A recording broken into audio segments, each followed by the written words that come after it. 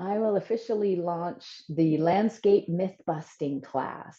I have to tell you, this is so interesting to me because we're going to go through a lot of different myths today. Some of them, I'm going to guess you might not even recognize as myths because they're so accepted. But I have to tell you, we have learned so much about how landscapes, plants, soil, irrigation, all the stuff that goes into landscapes, how they function, especially over about the last 10 years or even 15 years, that I think you're going to be really surprised that some of these have now been relegated to the dustbin of history. They are now myths. And today we're going to bust them. So we're going to kind of frame the whole discussion in using this sort of puzzle metaphor. And to have a healthy, beautiful, thriving, disease-free landscape, all of these components have to fit together. They kind of have to lock together, wrapped in this idea of maintenance. So you put your landscape together, you prep your design and all of that. You put all these puzzle pieces together, you wrap it up in maintenance. And so that sounds easy, but related to that, there is so much information out there. It's a struggle when it doesn't need to be a struggle. So my hope for you is at the end of this class, you will see that your garden may be struggling in ways it doesn't need to be because of some of these myths. Or if you're just starting out, that you will be able to be set on a path that will help you to have a healthy, happy, thriving landscape that works with the resources we have in whatever region your landscape exists, without too much trouble. So that's sort of the format today. So this really cracks me up because long time ago, I think probably, I'm going to guess all of you have heard the term xeriscaping. A xeric landscape is just a dry landscape, but somehow along the line, it got turned into xeroscaping. Now, I don't know whoever thought that was an attractive idea. I don't know whoever decided they wanted a xeroscape, but I know I don't. So we're not talking about that today. We're talking about beautiful, thriving, healthy gardens. So get this idea of xeroscaping or xeriscaping out of your mind because that's not what we're after. We're not after the dry and dusties. We're after the abundant and thriving. The other thing that you'll hear a lot about, so I'm a landscape architect and the Landscape Architect Association does a lot of studies. And so they did a study not that long ago, I think it was like maybe 2023, and they asked landscape architects what they were most being asked for by their customers. And the top item was native plants, how to work with native plants, how to use native plants. Because I think people realize we're kind of in a crisis related to native plants and biodiversity. But what they've seen are things like this, where somebody had a really good idea, but it just didn't work out. They did some things wrong. And I think by the end of this class, you're going to see exactly what they did wrong to make this landscape look messy and unkempt, and to be not a great calling card for the native plant, the burgeoning native plant movement. The other thing that we'll see, especially for those of you who are thinking about removing your grass, your lawn, and replacing it, or removing part of your grass and lawn, is that you'll see situations like this, where someone thought they had removed the lawn, they planted a garden, and the lawn, just like that scene at the end of Carrie, that old movie Carrie where the hand comes up out of the landscape. Well, the lawn came back up out of the landscape and it just turned into, again, this unkempt mess. So I'm going to talk to you about how to avoid that.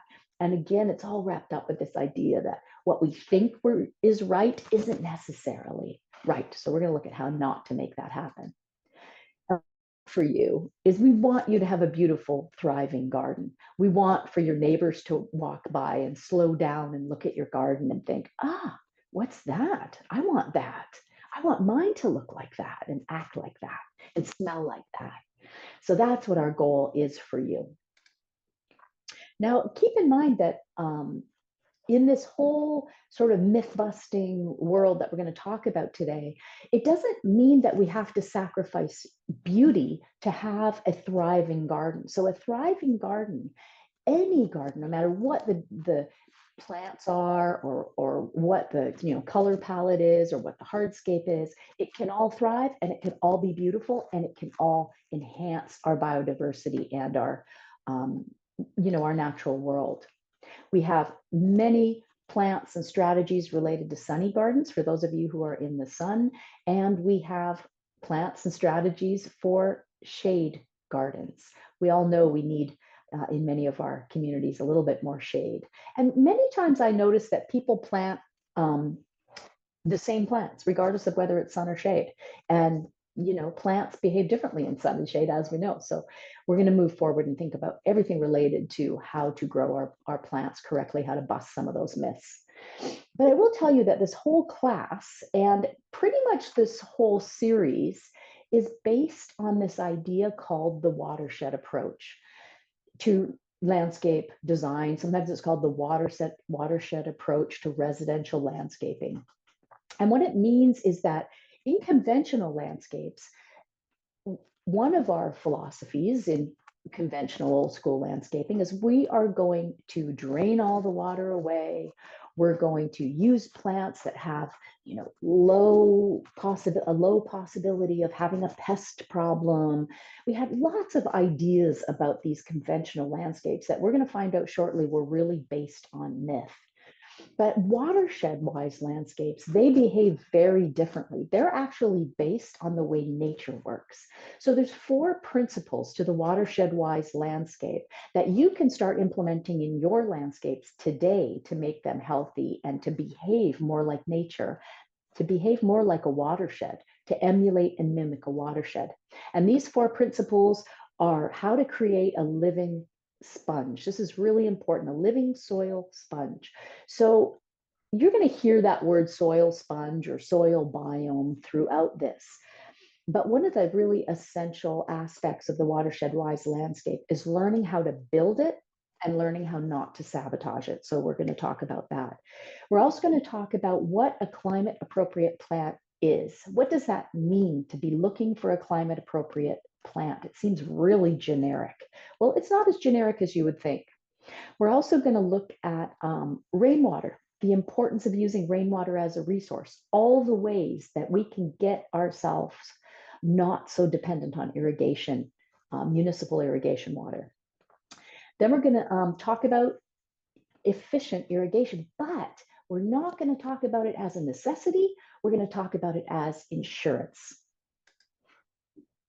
So a big part of what we're going to talk about today is knowing what's myth and what is fiction. And myths come from legitimate places. A lot of the myths that we have, that we're operating from in our landscapes, come from agriculture, when maybe they shouldn't come from agriculture. They come from the nursery trade.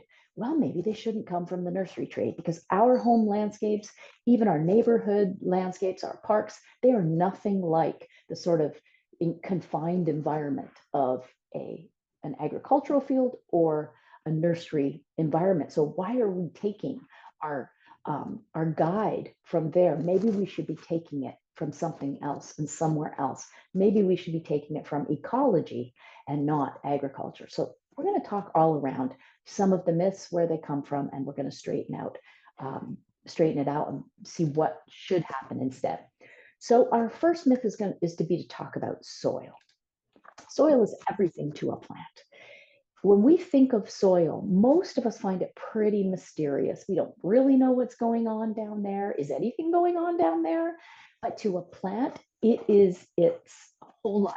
It gets pretty much everything it needs, with very few exceptions, from the soil. So for us to have a beautiful garden, understanding the soil is really important. And it's not that hard to understand. You can start to read it. And I'm going to give you some tools as we go on so that you can start to understand soil a little bit better.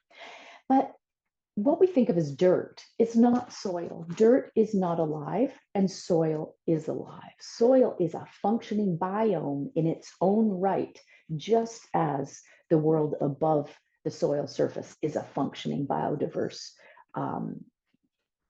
sort of organized system. The same thing is happening below the soil, but it doesn't really happen in dirt. We're going to talk about what is dirt and what is soil in a minute. One of the things that I hear a lot is clay is the worst type of soil. For those of you in California, you have heard this many times over. You might even think this is true. Clay equals bad soil is the equation I hear over and over. And that is simply not true. Clay is actually the most nutritious soil. It has the most nutrients bound up in it. If they can be unlocked, which we're going to talk about, those nutrients can be released to plants. They have more nutrients, they have more water holding capacity than any other soil, clay soils do. The real problem with clay is compaction. Clay compacts easily. Once it's compacted, it's hard to decompact or uncompact. So the issue isn't that clay is the problem. Clay is great. The issue is how do we not compact our soils? Well, I will tell you that we all live in a very sort of a constructed environment. And I sort of think of that as any place that's been graded has been degraded, meaning that as soon as machines have driven over it, lawnmowers, as soon as it's been cut and filled and turned upside down and the soil's been removed, the topsoil's been removed, and it's been compacted to building code requirements and all of that, we all of a sudden have a whole different thing. This is not soil anymore. This is compacted. This is a compacted substrate. So what do we do about that? It's got nothing to do with the clay. It's got everything to do with living in an urban and suburban environment. So one of them, did I miss? One of the things that I hear also very often is that, well, we have compacted clay soil. We're just going, and it doesn't drain. I put water on it and it just sits on the top. It doesn't do anything. It puddles, it drains off. I am going to put sand in it and I'm going to make it drain better because I understand that adding sand improves drainage. No, it doesn't for us. For us, if we have predominantly clay soil and we add sand to it, we make concrete, literal concrete. It will be hard as a rock. Plant roots will not be able to penetrate it. So one myth that can be busted right off the top is that adding sand or gravel to clay soil does not make it drain better. Adding compost or organic matter does, and we're going to look at that in a minute, what that means. But then on the other side of this myth is the idea that, well, if I have sandy soil that drains too fast and it doesn't hold any water, then I can just add clay to it, and then that will allow it to hold water better. Well, no, it doesn't work like that either. So one thing that we have to think about is that soil, the properties of soil do not change. They do not change. You can change them for a small period of time, but it'll just bubble right back up again. Whatever the underlying geologic structures are that made your soil what it is, what its clay component and sand component and silt components, what that ratio is, it's made it that over millennia. You can't get rid of it just by adding a couple of wheelbarrows of sand into the mix. In fact, you'll make it a lot worse. So we're not going to really think about soil from the standpoint of changing this, parent material or this material that's geologic in nature. It doesn't work. We have to change something else about soil because we can't change its geologic nature. We can't change its texture. But that doesn't mean we can't make great soil. We can make great soil. It's a different process than what these myths have told us it is. So the bottom line is, to make great soil, we have to make living soil. That is the bottom line. It's got nothing to do with whether it's clay or whether it's sand or whether it's silt and what components it is. It's all about the organisms in the soil moving around and living their little wild lives down there and making that soil well structured, making it hold water, making it open enough to hold oxygen, making it alive. So this is an example of one way to do that. This is called vermiculture. This is essentially, I'll bet some of you either have tried this or maybe know something about it. This is the compost that worms produce. So I think it was Darwin that said all soil on this planet was made by worms. Worms are hugely important. Worms in the soil system are kind of like lions, you know, they're like the apex predator of the soil system.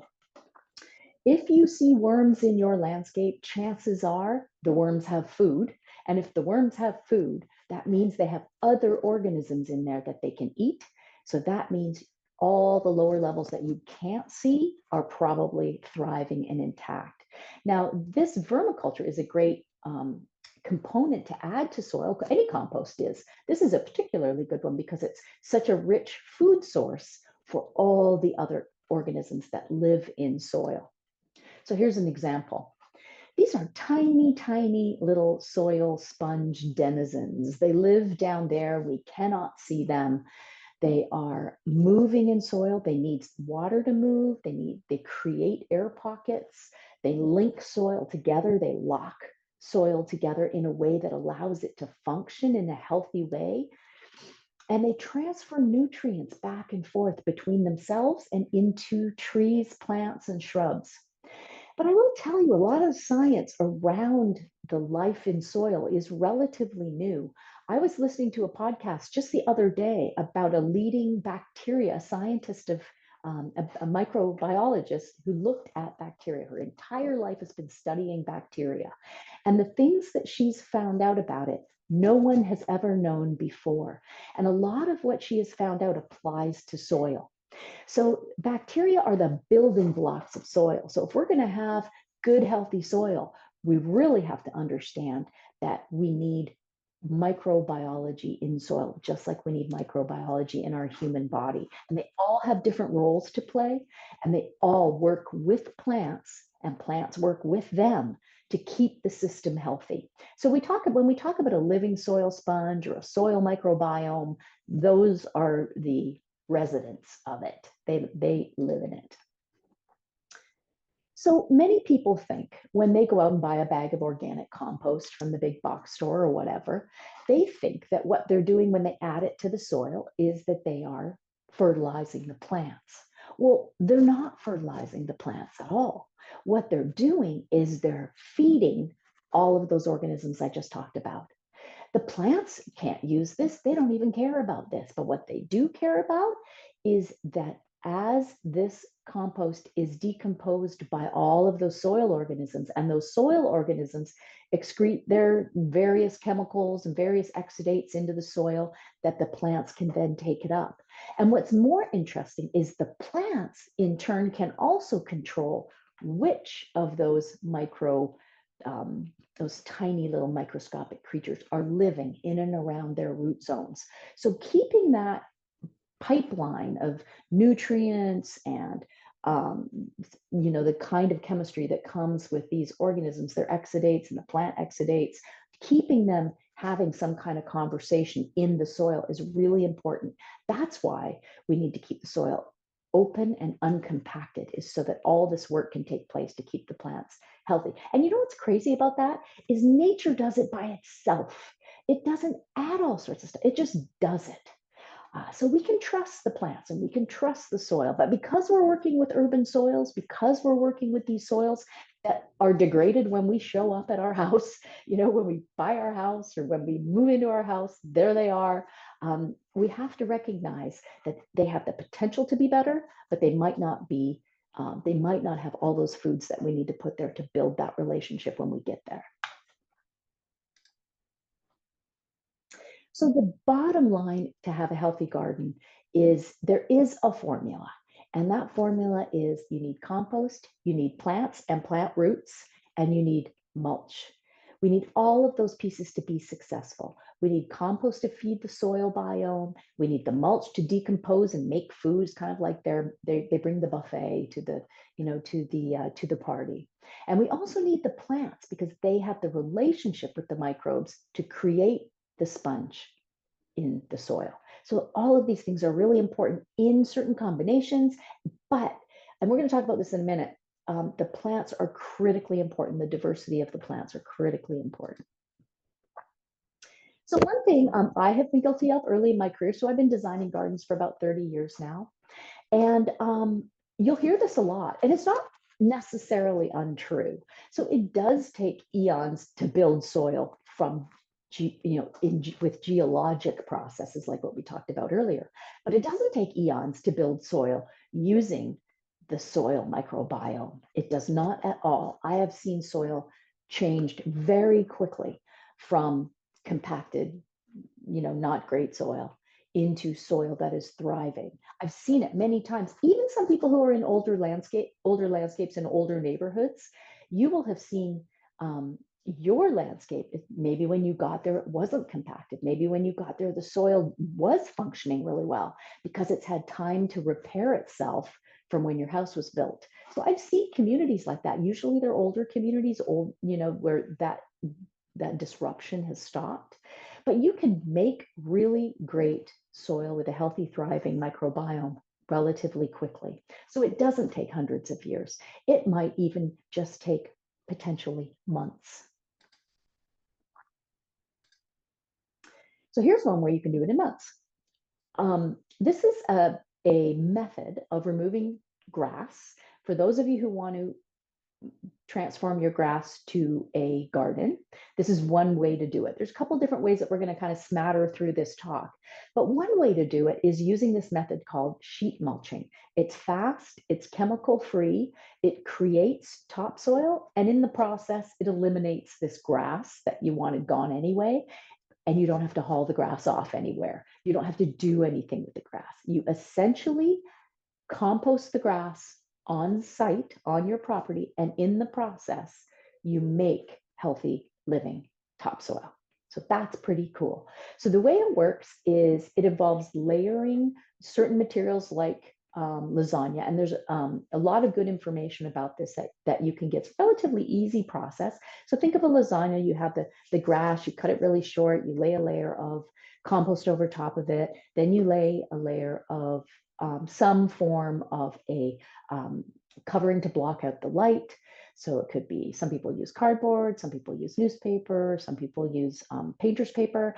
Put more compost on top, another little layer, you water it all down, because something to keep in your mind is dry soil that is bone dry is not healthy. It does not have a healthy microbiome. So you do need moisture in soil. It does not need to be saturated, nor should it ever be saturated. But you do need some moisture in soil in order to have this process work, the sheet mulching process work. So anyway, you do these layers. The top layer is a pretty thick layer of mulch, and you keep it moist. And what happens over a period of time, usually it's about 4 months. A lot of people will do this in the summertime, or in the, when the temperature is warm and things decompose really quickly. The mulch will start to recede down. So it'll seem like a big, huge pile in the beginning, but it'll start to recede down, and all of that lawn will be gone. And underneath the mulch will be a thick, rich layer of living topsoil. So that's how quickly you can make topsoil. You don't need to wait for 100 years.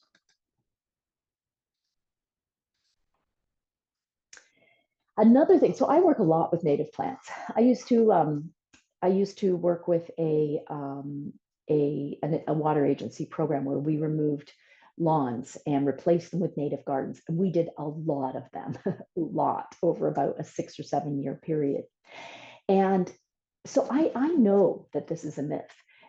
If you take a native plant, which everybody's really interested in now, and they should be interested in them because they are powerhouses to support our local biodiversity. They're not everything that we should use or can use, but they're important. But people would say, well, they're native plants. We can just put them in the soil and they will just grow. And I would say, no, you can't do that, because this soil is dirt. It's not soil. You're going to make it soil, but right now it's not soil. So one thing that native plants do, and I'm going to show you shortly a really great little snapshot of a wild soil where natives grow and a typical soil in an urban landscape, and you're going to really viscerally see, wow, this is a real difference. So our soils in our urban environments, as we just talked about, they're compacted, they don't have any life in them, they don't have in them what the native plants are used to having in order to grow and thrive. Over time, native plants will make their own environment. Now, something to know about plants is that all plants create the conditions that they want for their own survival, to further their own survival, right? They work cooperatively too. But when they exude something into the soil to attract the soil biome that they want, they're doing it to keep themselves healthy. Well, if there's no soil biome, like in this example of this degraded soil under lawn, there's not really much help that they can get. So that is why when we first plant native plants, we do mix into the backfill some good organic compost so that we can jumpstart that layer of soil, and we can jumpstart the soil microbe and get it to start to work at the root zone. So we do want to use some compost. We don't want to plant directly into compost, but we do want to put a 20% compost in with our backfill in order to create that really great rich environment for soil life that plants can then use as a little kickstart.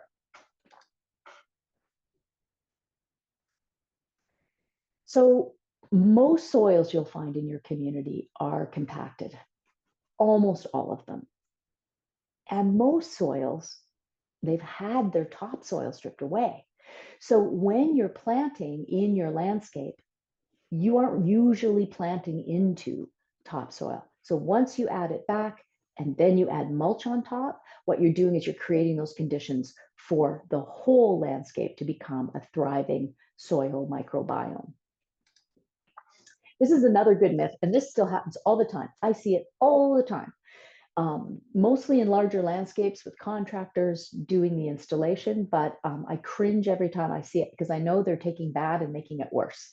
And that is tilling soil, cultivating soil with a rototiller to try to break up compaction. It doesn't actually work that way. Now, I will tell you, I was kind of complaining a bit earlier that we've had most of our ideas about our residential landscapes come from agriculture. And that's not necessarily a bad thing, except industrial agriculture doesn't inform us as homeowners because it's a completely different environment. But this is something we kind of dragged over from agriculture. And even agriculture is changing their minds about this idea of tilling. No-till agriculture is a huge thing now. It's a huge movement in agriculture. But yet we're still doing it in residential landscapes. And there's no real reason why we should be. I'll tell you why. Seems like a good idea. I have compacted soil. I bring in this little machine. It churns up all that soil. But in reality, what is happening is it's kind of breaking up the soil to such an extent that it's completely deaggregating and it's turning it essentially into powder. It just breaks up any good stuff that's in there. It slices and dices all the organisms that are in there. It opens them up to the air so they oxidize and they die and they breathe off a big gust of carbon dioxide into the air.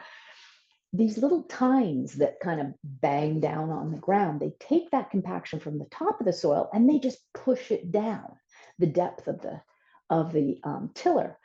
I've done this experiment where I've gone into commercial landscapes and I've checked. I have a compaction tester. You can test compaction with this device called the penetrometer.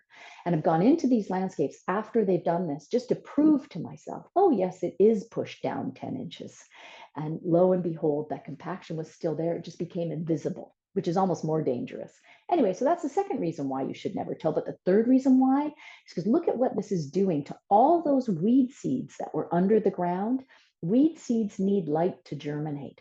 And it's just taken them all up and brought them up to the light of day. Then you bring your new garden in, all those weed seeds are up there, and lo and behold, you have a weed problem. So it is in no way healthy for your soil microbiome to till. So don't do that. Busted. The other thing we see a lot, and I know all of you have seen this in your neighborhood, and you probably shake your heads because I think the news is out on this one, that you should not blow all the leaves off of your landscapes. Bare soil is not clean. In fact, it's really unhealthy soil because it tends to be compacted. Remember, I told you that the plants lose all their leaves and they leave that detritus on the ground to basically feed themselves. This situation where you're blowing all of the food for the microbiome, the soil biome off of the soil. What are they going to eat? And then it just becomes more compacted. So bare earth is not clean. It doesn't help plants, and it actually causes water to drain away, and it erodes the soil. So bare soil, bad, busted. So this is essentially the truth of it. Plants have evolved to feed and care for themselves. Yes, they're cooperative. We're going to see that in a minute.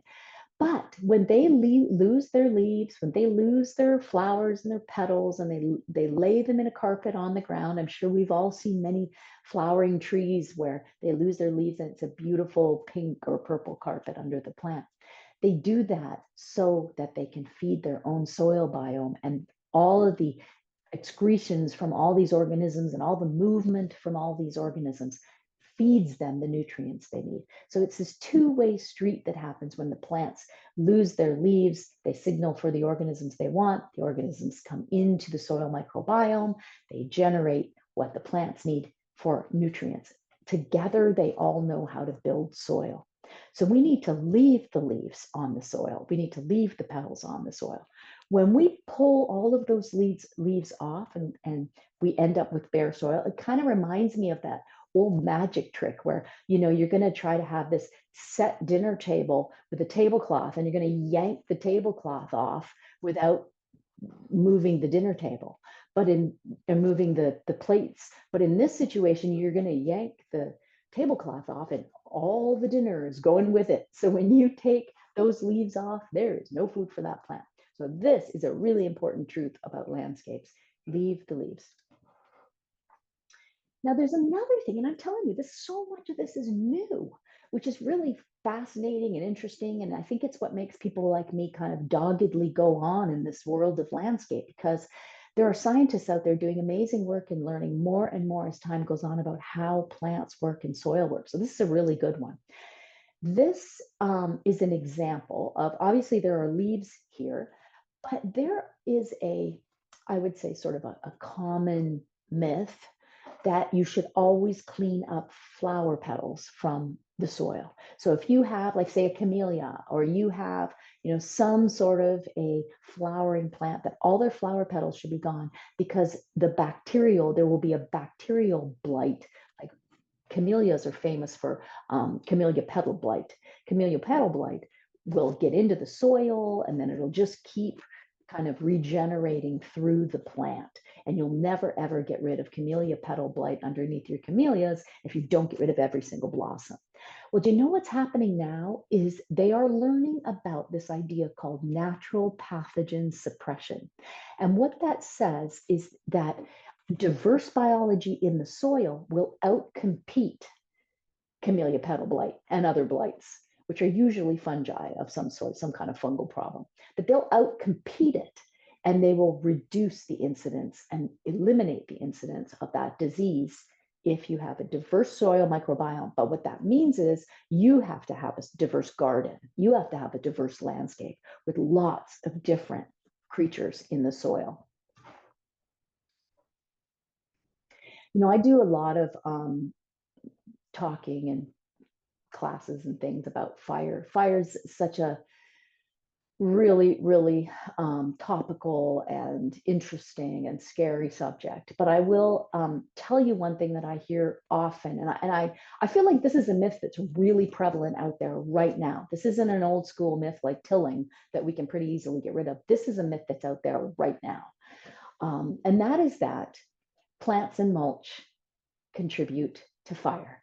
Plants and mulch cause our houses to burn down in a fire. And that's just not true. That is just not true. People who have studied this, and there are people who spend their entire careers just studying fire, brilliant people studying fire behavior. And what they have found again and again is it's not the plants in the mulch, it's actually the embers and the entry points in the house. So you can see in this picture, there's all those little slats with the perfect little entry point for embers to penetrate that house. And once they get in there, it's very easy for them to ignite the house. The other interesting thing that you don't hear about often is that when you look at the behavior of fire as it's moving through a landscape, houses, buildings, structures, they attract fire to them. It's almost like an eddy, like if you think about a river, they attract fire to them and they hold it so the fire can't pass. Well, and I've looked at these studies, they're super fascinating. The fire front will come along and there'll be the trees and it'll go through the trees and it'll go relatively quickly. In fact, a lot of times we'll see pictures where it hasn't even damaged the landscape. The trees are all still green, but yet the house is gone. Why is that? Because houses themselves change fire behavior because they hold it and they attract it. But then when we construct it without the appropriate 1/8 inch venting, without, with all these little nooks and crannies in the eaves, it's the house that's the problem. So, myth busted. It is not the landscape and it is not the mulch. In fact, studies have shown that a moist landscape, a landscape that is appropriately watered, can slow fire. So the landscape is your friend in this situation. Another thing, and I hear this all the time, this is another kind of current one. It's not quite as dramatic as the last one, but it's still pretty current. I don't want to mulch my slope because the mulch is just going to slide off. Well, mulch doesn't, okay, if you mulch in a pouring deluge, it is going to slide off. But we have these things called weather forecasts. So just don't do that. Other than that, no, it doesn't. And I'll tell you why that is. Mulch and plants and soil, they work together, right? We talked before about the fact that that mulch and the organic matter that goes into soil feeds the soil microbiome, right? Well, a big part of the soil microbiome are these essentially organisms. They're called mycorrhizal fungi. And that's this picture you see on the bottom right. I'm going to take a second to explain this picture because it's often misunderstood. It's a really pretty famous picture. It's used a lot. It is important to understand what's going on because a lot of people look at this picture and they think, oh, there's some tiny roots and there's some bigger roots and there's even more roots. No, these are pine seedlings. And this pine seedling in the middle only has 3 roots. You can see them. They're either yellow, they have the kind of nodes, those little sort of nodes, those little puffy nodes on them. That entire web of white filamentous material is not root. It's not even the same species. It's not even related to the plant.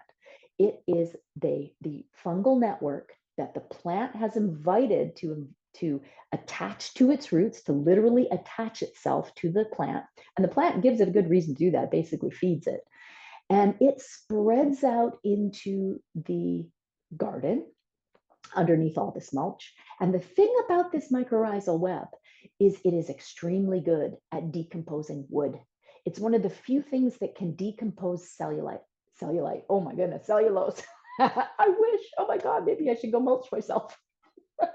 Anyway, it's one of the few things that can decompose cellulose. And so when it's in the landscape, you can imagine underneath all this, sorry, I'm making myself laugh. Underneath all this mulch, it's locking it together. So it doesn't leave the soil. It holds the soil. It becomes one thing. Now you need diversity in the plants. You need a little bit of time for it to lock together, but it's fast. You have all probably seen this stuff when you've turned over, an old log or some mulch and you see this filamentous stuff. Those mycorrhizal grids, they can form really fast and they can hold that soil. So that myth that mulch slides off hillsides is not true. Okay, termites. I've heard this one too. This is so fun because I've heard all of these. I'm getting it all out of my system.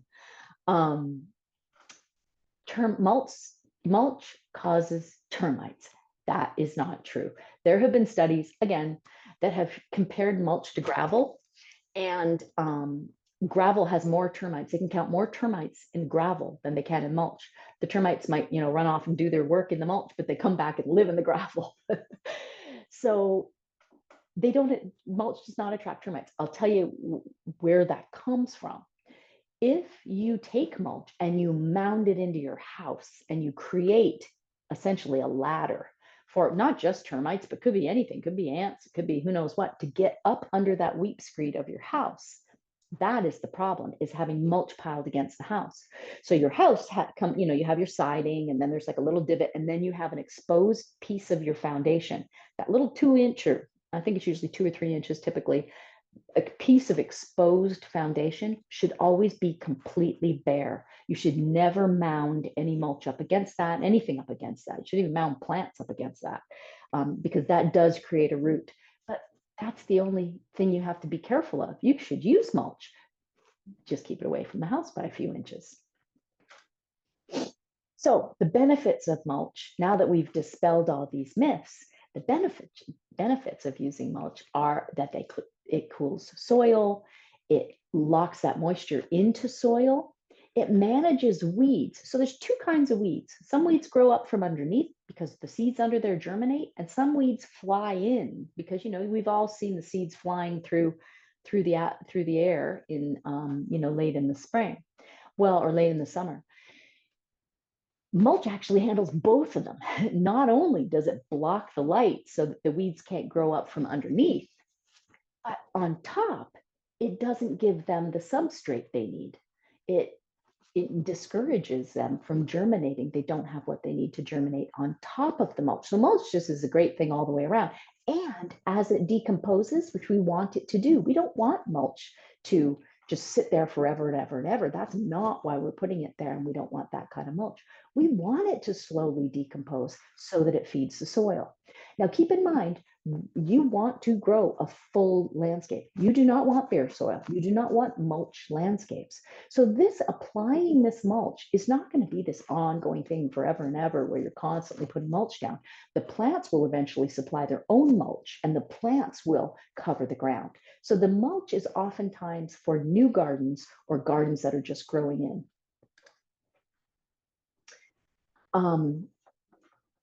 But people will try to sell you stuff. You know that, right? They're going to try to sell you stuff that you don't need.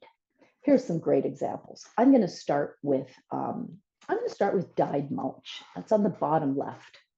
And a lot of people think that I don't recommend dyed mulch because there's something in the dye. Maybe there's some toxic thing in this black dye. That's not really why I don't recommend. Maybe true, there may be something in this black dye. But why I don't recommend it is because we don't know what it's covering. And in many instances, what this dye is covering is laminated woods that's filled with glues, formaldehydes, chemicals that put these woods together, old pallets, treated wood that has chemicals, and we don't even know if they're still legal anymore. So it hides more than it reveals. So I don't like dyed mulch for that reason, aside from the fact that it doesn't really look natural. The second one is gorilla hair mulch. Now, gorilla hair is interesting because it's shredded. A lot of times it's shredded bark. It might be some shredded wood. But the problem with gorilla hair is that it compacts into this hydrophobic mat. And what hydrophobic means is that when it does rain or when you do try to water your plants, it will repel that water so it won't sink through. It becomes this impermeable mat. So I don't like gorilla hair mulch for that reason, although a lot of people will say, well, you have to use it on hillsides. Well, we've already just busted the idea that regular wood chip mulch is what should be used on hillsides. So the fact that, people use gorilla mulch instead, we know that fearing the wood chip sliding down is not a good enough reason to put something that actually doesn't work. So I was very convoluted, but put wood chip mulch down, forget that gorilla hair mulch. It's just going to cause you problems over time. Walk on bark, again, the word bark is what should give you a clue that it's a problem. The consistency of walk on bark means, like, look at this picture. They're big, huge chunks. They take forever to decompose. This is not good food for the mycorrhizal network or for the soil biome. It's just going to take forever. The big chunks, there's a lot of bark. Bark has resins in it, and the resins in the bark resist decomposition. They become hydrophobic, so they resist water penetration. The fungi need some water. So there's just a lot of problems with walk-on bark as mulch. So don't use it.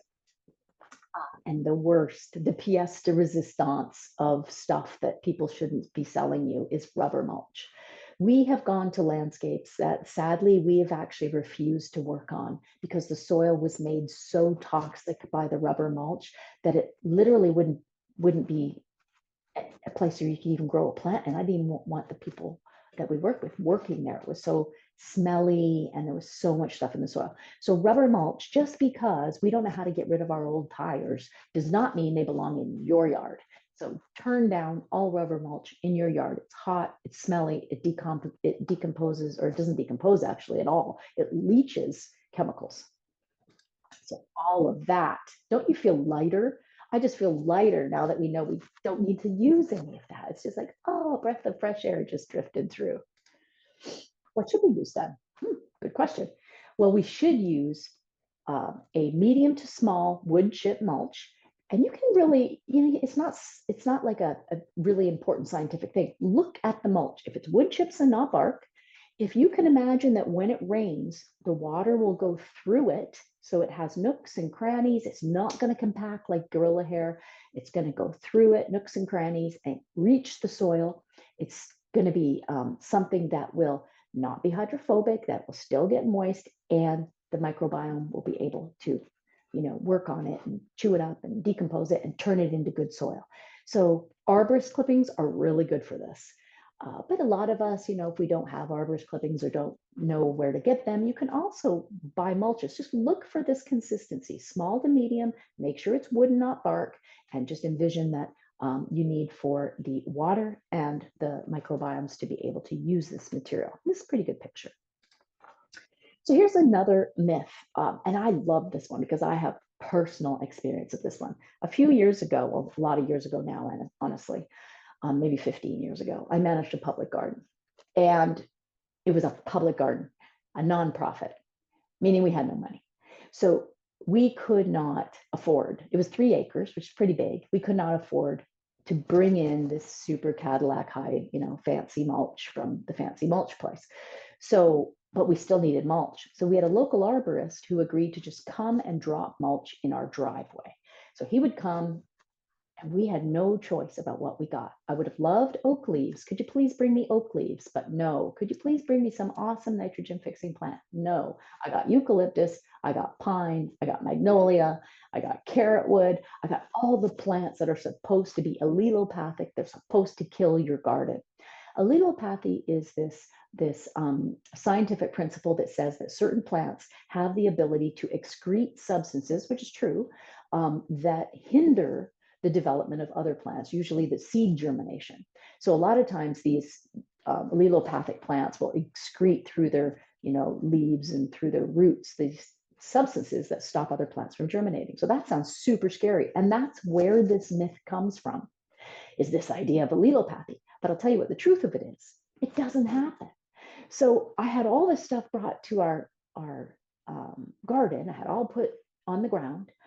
And what happens is, this allelopathy that is present in some of these things, it is only in the beginning, because as soon as it starts to decompose, it's gone. And it only is in the very top of soil, which is actually great because you don't want roots or weeds germinating in the top of the soil. It has no impact on the roots of the plants, even newly planted plants like 1 gallons or 5 gallons underneath it, and no impact on them at all. It just held the weeds down. So they made excellent mulches, even when we had just had them delivered from the arborist and we hauled them out onto the landscape. Really a good idea and a great myth to bust.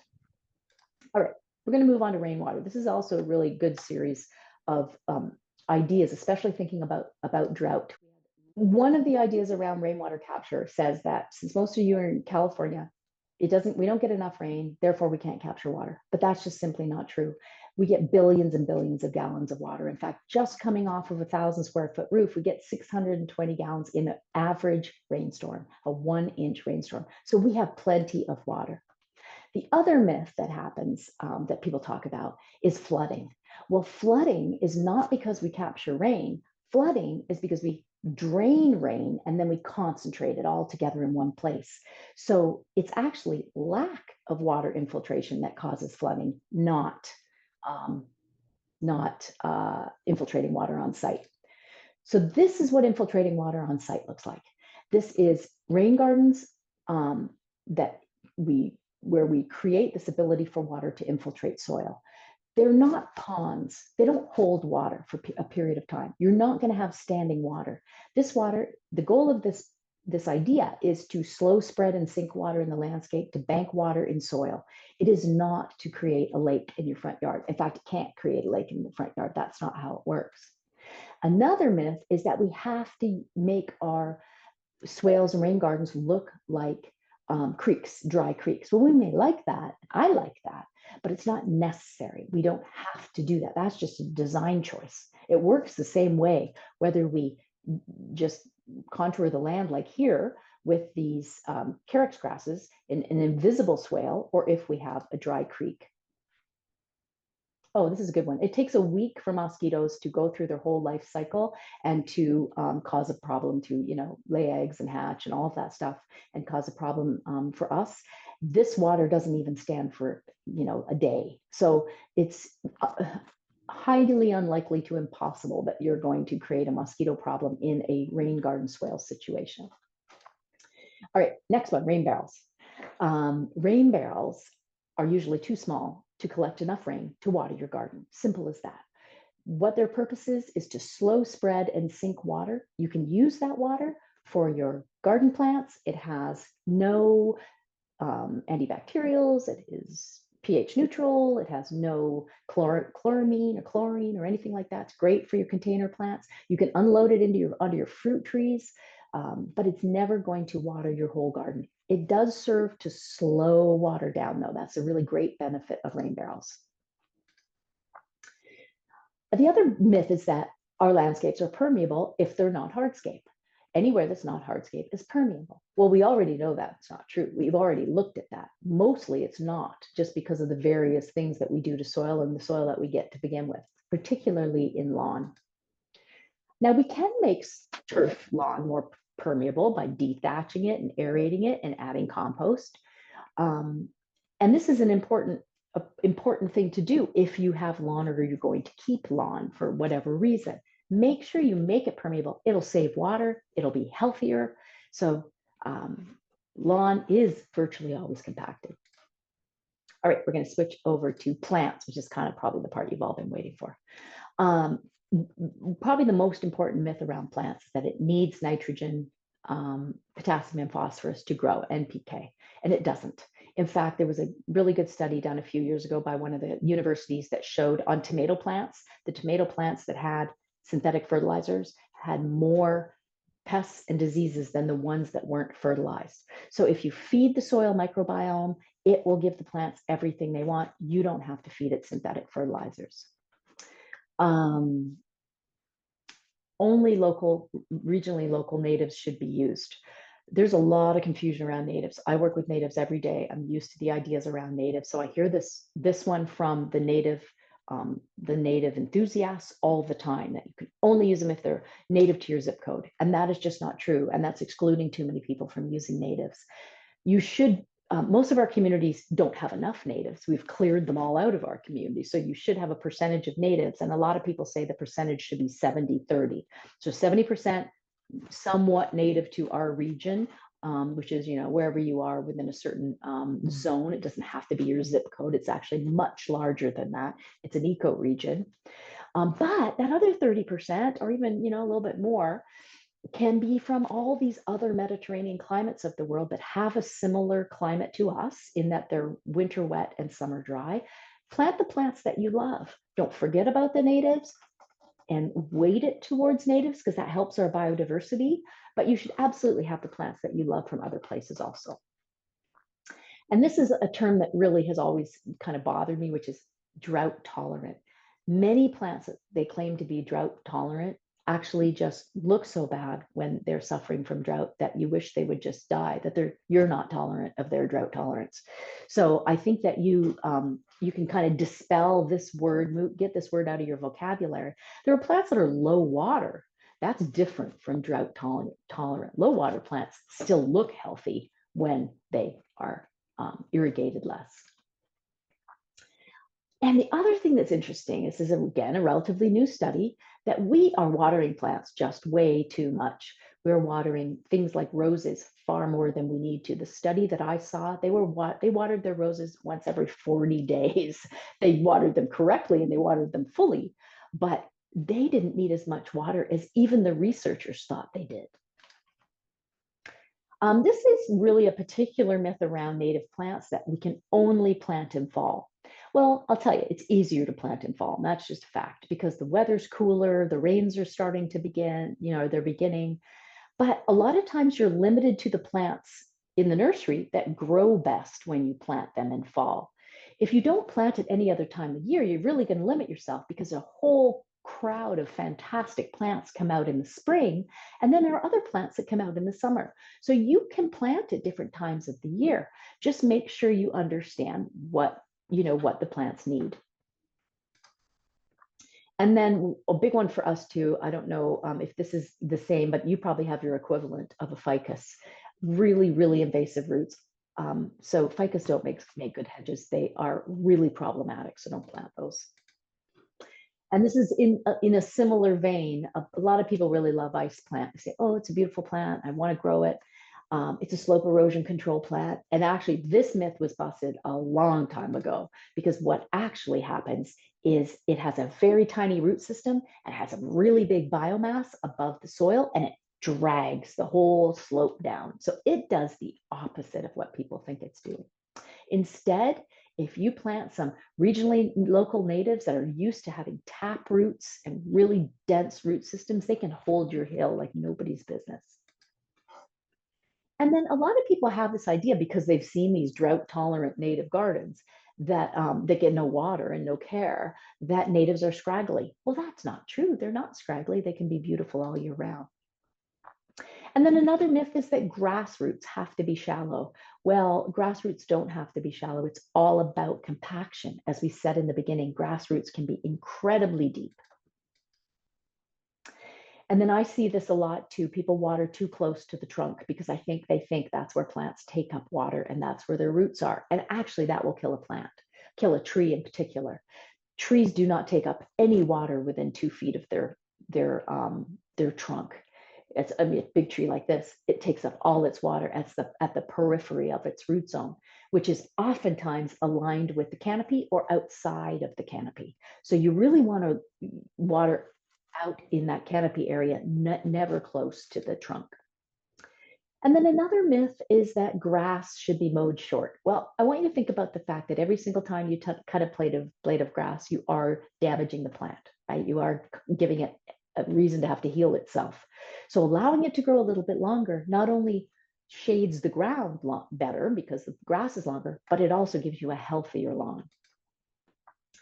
And then I can't decide whether people think monocultures are best or whether they just grow monocultures because they think, I don't know what they think, but I'm not sure why so many monocultures are grown in garden, like everyday gardens. I'm not talking about agriculture, but monocultures, which is when you plant just 1 or 2 plants over a large area, limited species, are really not good for the ecology of the soil and the ecology of the garden. There's not enough diversity there.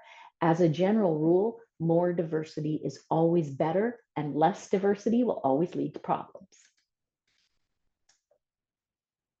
This is just a great example of a lot of different species in one place. All right, let's switch to irrigation, and we're coming through to the home stretch. Another myth, and I actually have lived in other places in North America and noticed this right away when I moved to Southern California. People seem to think that they must have automatic irrigation if they have a garden, and that's just not true. I water my garden about once a month. I hardly ever even use my irrigation. I'm in Southern California.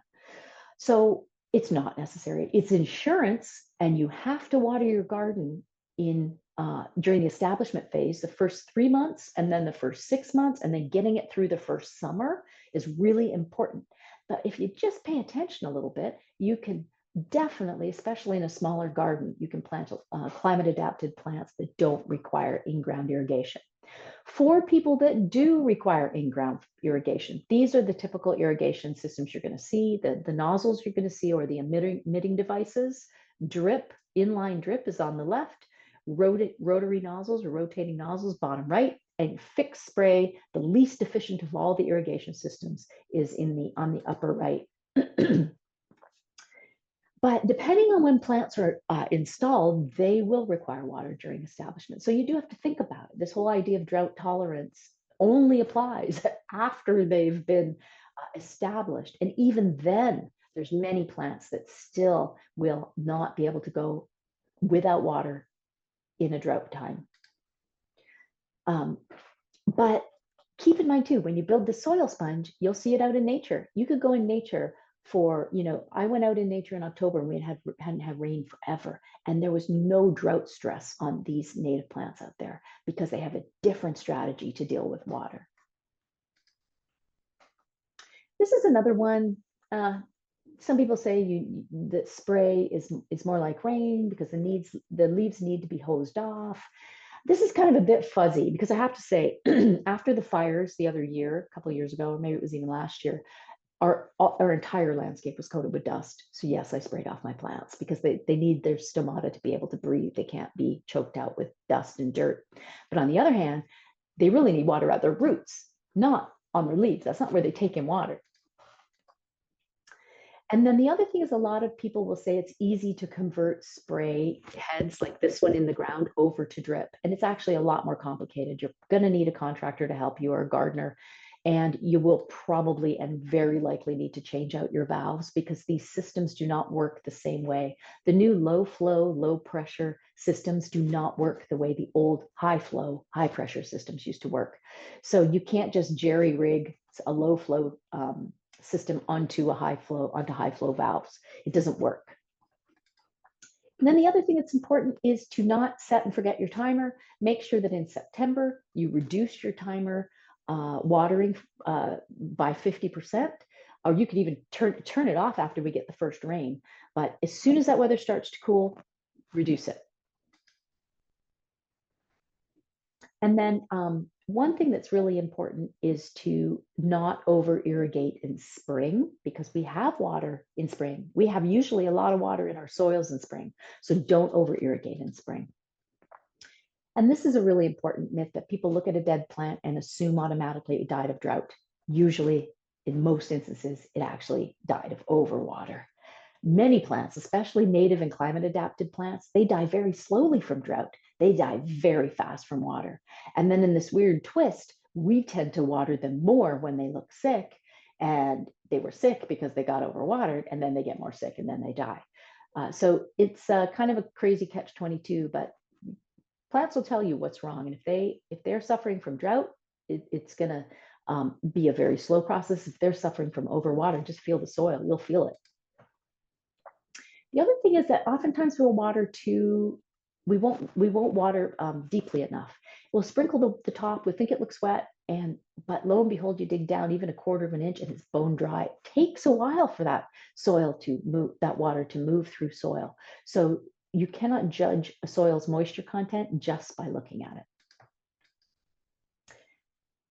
Invest in a soil probe. It's like a Polaroid. It's like a Polaroid picture of what's going on in your soil.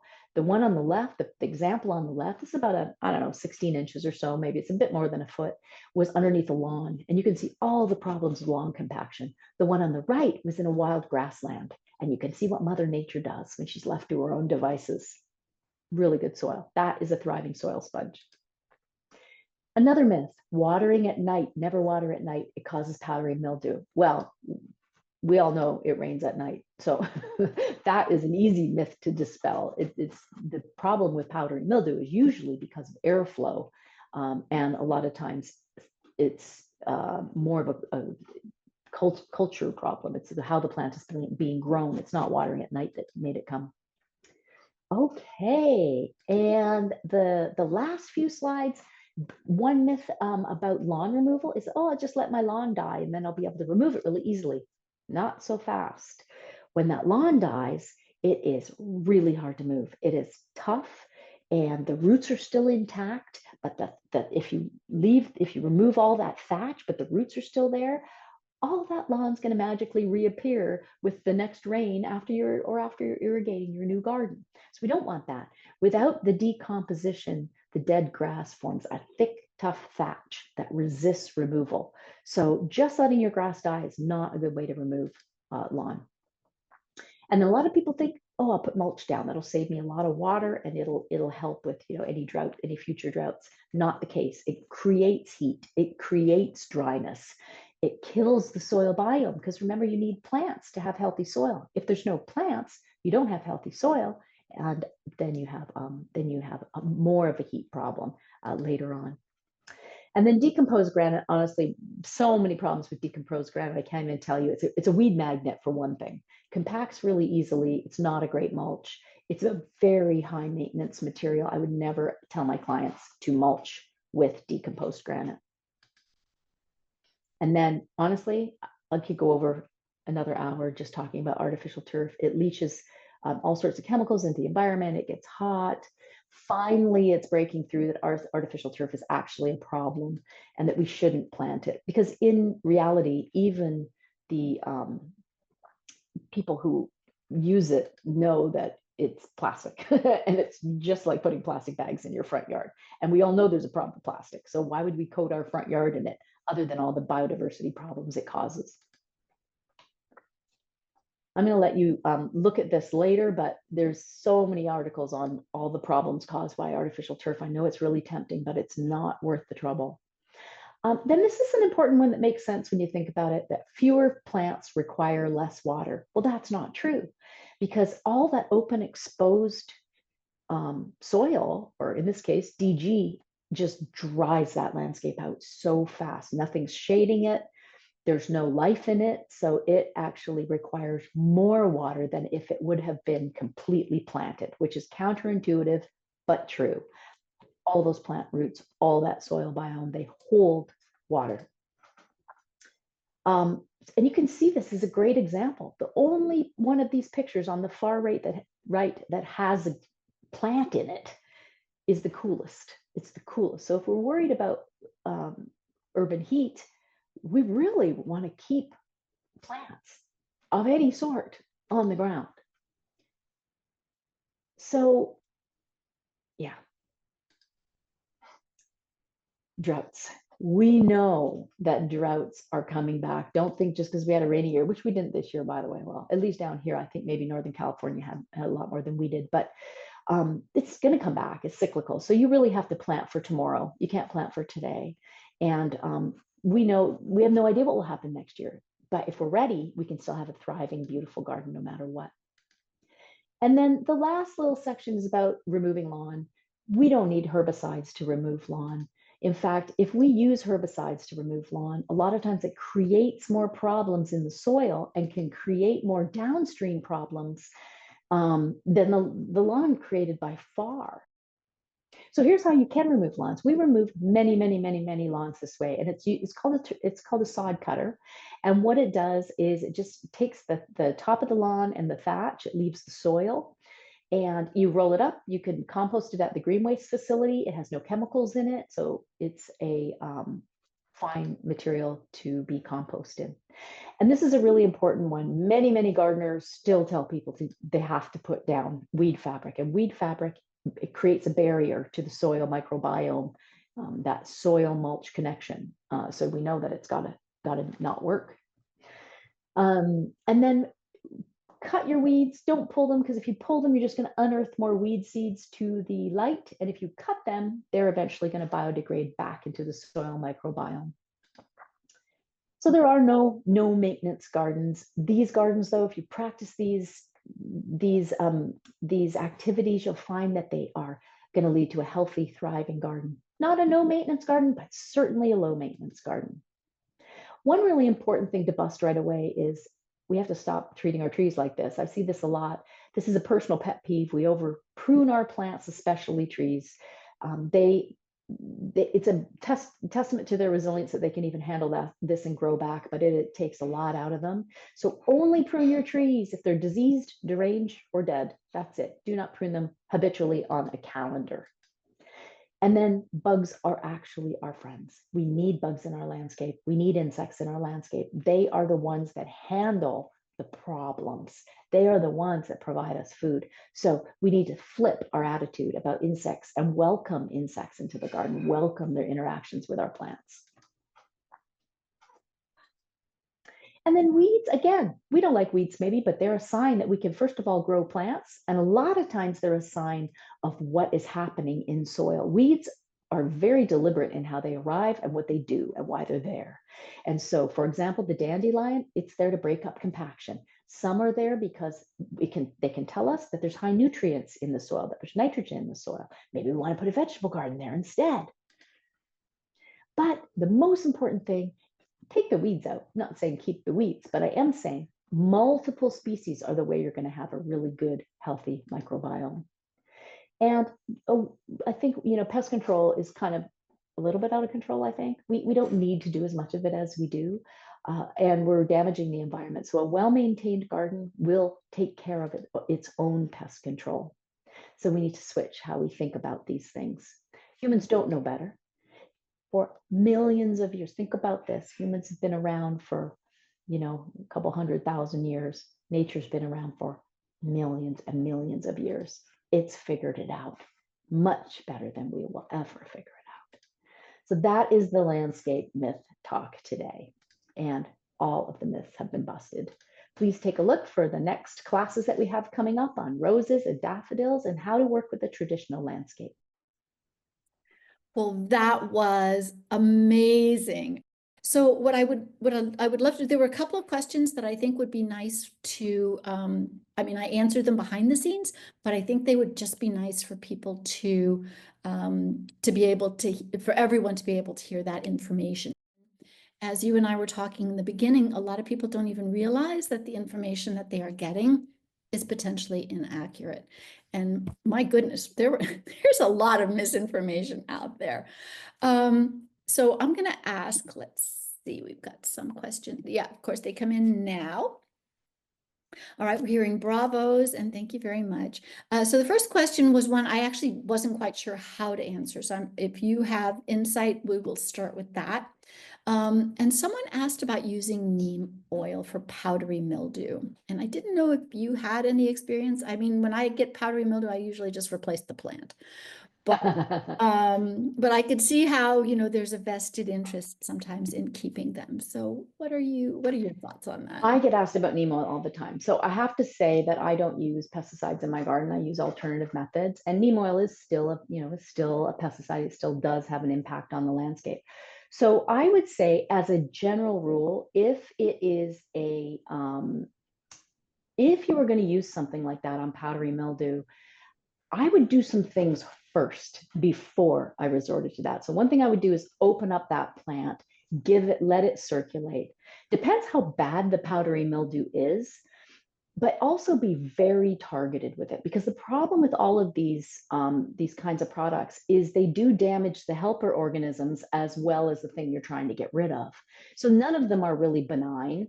So I would try cultural things first to see if I could get rid of it, open it up, let the air flow. Depending on the plant, it could just be a sun plant that's in the shade, and try that first. And if worse comes to worse, apply it in a way that is hugely targeted and make sure you're not hitting anything else in the process.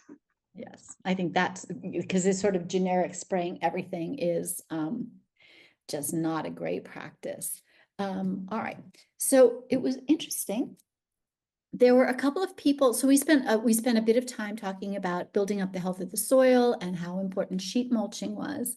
And I had a couple of folks come back and say they had tried sheet mulching as the way to remove turf, and discovered, unfortunately, that depending on the type of grass you had, it was less than efficient at doing that job. And part of the challenge is that we use sheet mulching as a way of building the soil almost as much as we use it as a way of getting rid of the turf. And so it's not so much that it's a myth as much as semantics or context. So I don't know if you'd like to talk a little bit about where, sheet mulching works to kill the grass versus where other methods are more, especially since you did all of those conversions a few years ago. Well, and the interesting about those conversions, we did all of them with sod cutters. Yeah. And the challenge with that was that, so there's two kinds of lawn. One is cool season lawn, which is very easy to get rid of. It's clumping. It doesn't persist in soil. It doesn't have rhizomes. It doesn't run through the soil. And the other is warm season grass. So cool season grass, you can almost do anything to get rid of.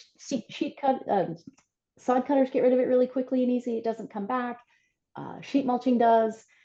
The problem for most people is if they have warm season lawn. So we had those too. We still did them with sheet cutters.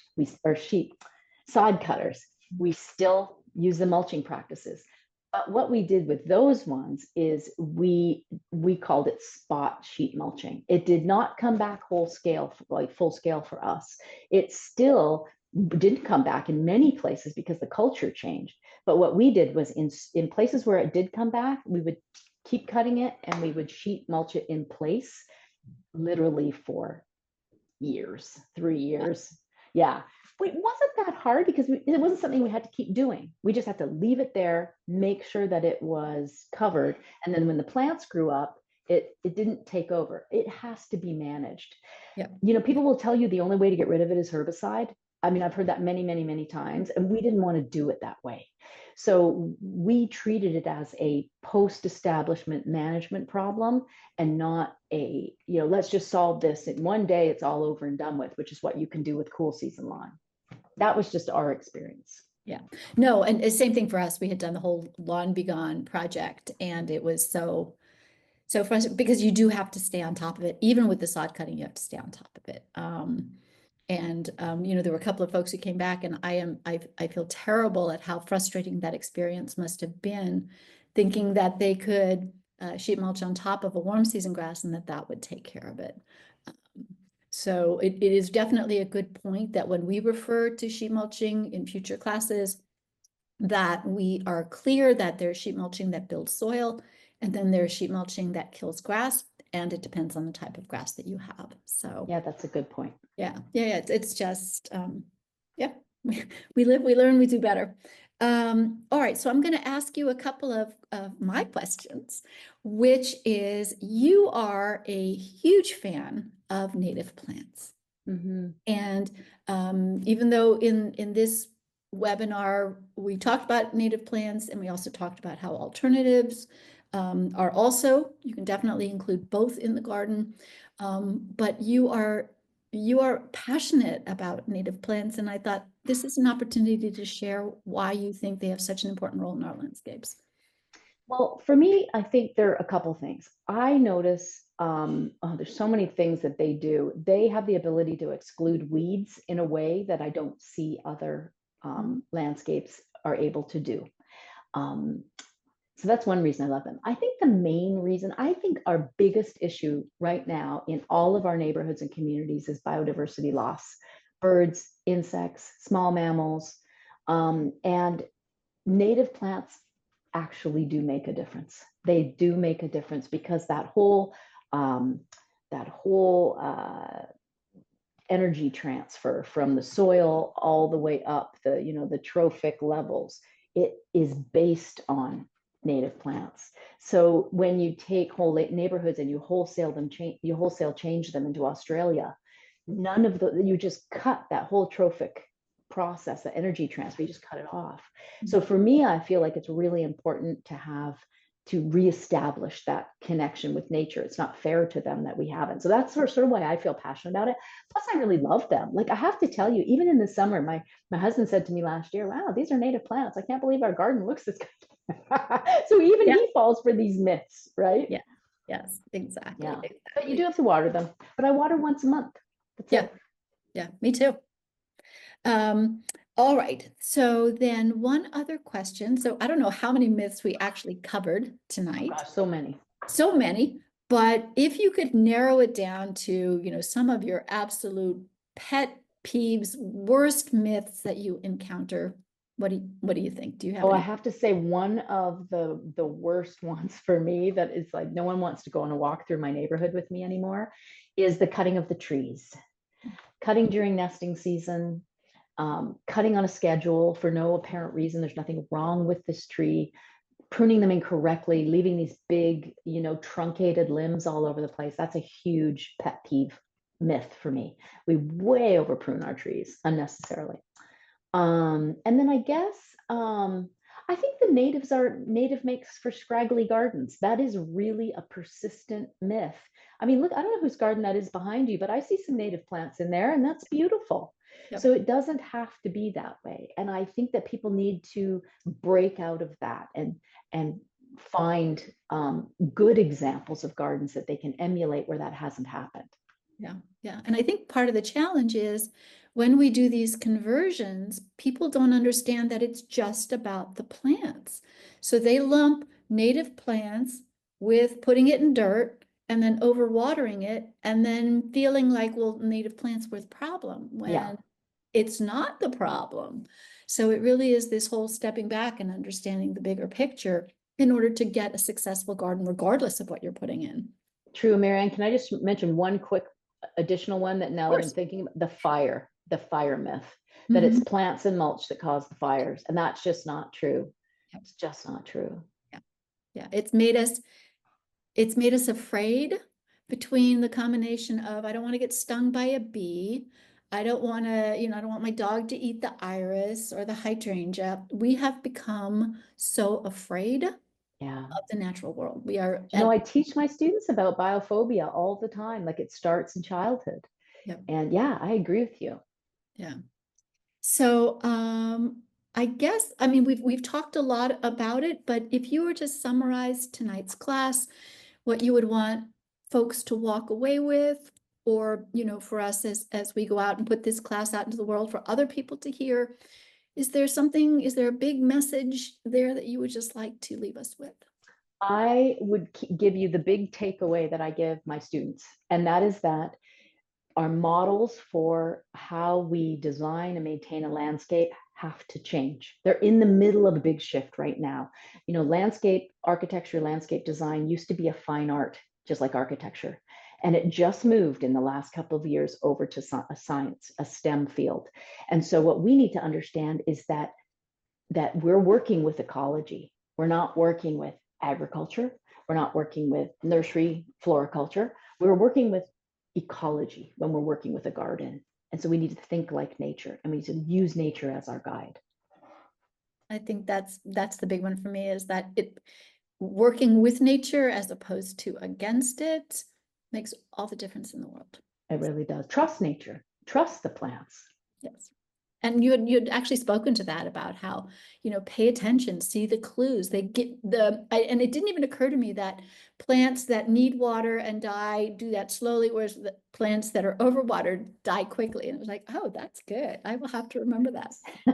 So thank you so much for your time and sharing all of your experience. It was a delight to be able to hear it. And again, we definitely would have had room for you to continue. But thank you certainly for joining us tonight. And thank Well, it you, was fun. everyone. Thanks, everybody. Yes, thank you for joining us. And hopefully we will see you at our next webinar, which is all about focusing on reviving a traditional garden. So we look at roses and camellias and azaleas. And it's not about taking out the turf. It's not about putting in new plants, but how can you take what you already have and enhance what it's capable of? All right. Thanks, everybody. Have a good Bye. night.